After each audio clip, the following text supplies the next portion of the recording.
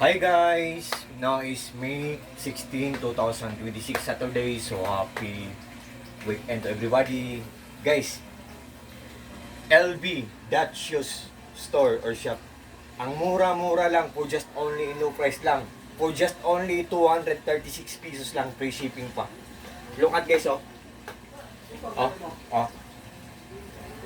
Guys, tingnan nyo ako guys, oh. Te, kita mo te. Oh, te. Diba guys? Oh. Ang ganda. Oh. Ang apakan niya guys, oh. Oh. Ang accent niya, ang design niya, ang ganda. Diba guys, oh. Ang sa left side din, oh. Diba guys, oh. Ang ganda. Tingnan nyo guys, oh. Oh. Oh. Oh. 5 ang in-order namin, pero 4 lang dumating, nahuli ang isa. From lb.shop. Ang ganda guys, oh. Oh.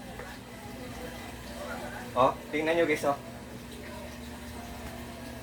Diba guys? Kung interesado kayo guys, pag nag-order kayo sa link ko, for sure po talagang hindi kayo maghinayang kasi walang masasayang. For sure po talagang hindi kayo mag-regret. What you see is what you get, nothing more, nothing less, walang labis, walang kulang po. The best talaga. Guys, meron akong joke guys ha. Ang may-ari nito guys, ang seller nito sa LB.shoes, ewan ko kung paano niya inisip, kung malulugi ba siya or hindi, kung politician siya. For sure, hindi siya corrupt guys. The best talaga siya guys.